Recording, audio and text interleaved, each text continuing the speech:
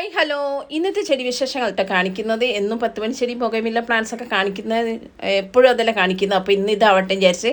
അപ്പോൾ എൻ്റെ കുറച്ച് ഹാങ്ങിങ് പ്ലാന്റ്സ് ആണ് ഞാൻ കാണിക്കുന്നത്. അതിൽ നമ്മുടെ എപ്പിഷ്യ പ്ലാന്റ് ഉണ്ട്, അതുപോലെ തന്നെ മണി പ്ലാന്റ് ഉണ്ട്, അതുപോലെ പിന്നെ വാണ്ടറിഞ്ചും ഉണ്ട്, പിന്നെ നമ്മുടെ കലീസറിപ്പൺ ഉണ്ട്, പിന്നെ വാട്ടർമെലൺ ബിഗോണി ഉണ്ട് കേട്ടോ. അങ്ങനെയുള്ള ചെടികളൊക്കെയാണ് ഇവിടെ വെച്ച് കൊടുത്തത്. എല്ലാത്തും ഉണ്ട് കേട്ടോ, പേര് വിട്ടു പോയിട്ടുണ്ടെങ്കിൽ. അപ്പോൾ ഇതിൽ ഗോൾഡൻ പോത്തോസ് ഉണ്ട്, എൻജോ പോത്തോസ് ഉണ്ട്, മാർബിൾ പോത്തോസ് ഉണ്ട്, നിയോൺ പോത്തോസ് ഉണ്ട്, സാൻഡിൽ പോത്തോസ് ഉണ്ട് കേട്ടോ. ഇത്ര തരത്തിലുള്ള പോത്തോസാണ് എൻ്റെ കയ്യിലുള്ളത്. അതിൽ മഞ്ജുള പോത്തോസ് എൻ്റെ കയ്യിലില്ല കേട്ടോ. അപ്പോൾ നമുക്ക് ഈസി ആയിട്ട് പിടിപ്പിക്കാൻ പറ്റുന്ന ചെടികളാണ് നമ്മുടെ മണി പ്ലാന്റ് അല്ലേ.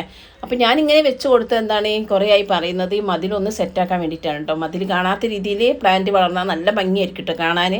അതിന് വേണ്ടിയിട്ടാണ് ഇതിങ്ങനെ വെച്ച് കൊടുക്കുന്നത്. അപ്പോൾ ഡയറക്റ്റ് സൺലൈറ്റ് അടിക്കുന്ന സ്ഥലത്ത് ഇത് വെക്കാൻ പാടില്ല കേട്ടോ. ഒരു ഈവനിങ് സൺലൈറ്റ്, അതുപോലെ തന്നെ മോർണിംഗ് സൺലൈറ്റ് ഒക്കെ മതി കേട്ടോ. ഇതിന് രാവിലത്തെയും വൈകുന്നേരത്തെ വെയിൽ മാത്രം മതി കേട്ടോ. അങ്ങനെ ആകുമ്പോൾ നമ്മുടെ പ്ലാന്റ് നല്ല രീതിയിൽ ഉണ്ടാവും. നമുക്ക് കെമിക്കൽ ഫെർട്ടിലൈസർ കൊടുക്കുക, അതുപോലെ തന്നെ ഓർഗാനിക് ഫെർട്ടിലൈസറും കൊടുക്കാം കേട്ടോ. അപ്പോൾ നമുക്ക് കെമിക്കലാകുമ്പോൾ നമുക്ക് NPK കൊടുക്കാം, ഓർഗാനിക് ആകുമ്പോൾ നമുക്ക് ചാണകപ്പൊടിയൊക്കെ ഇട്ട് കൊടുക്കാം കേട്ടോ. അപ്പോൾ നല്ല രീതിയിൽ തന്നെ എൻ്റെ എപ്പിഷ്യ പ്ലാന്റൊക്കെ നല്ല രീതിയിൽ ഉണ്ടായിട്ടുണ്ട് കേട്ടോ. അപ്പോൾ ഞാൻ ഇന്നലെ ഒരു വീഡിയോ ചെയ്തിരുന്നു ഹാങ്ങിങ് പ്ലാന്റ്സിൻ്റെ ഒരു പരിചരണം വേണ്ടാത്തൊരു ഹാങ്ങിങ് പ്ലാന്റ്സിൻ്റെ. അതിൻ്റെ വീഡിയോ ഇതിൽ കൊടുക്കുക, കാണാത്ത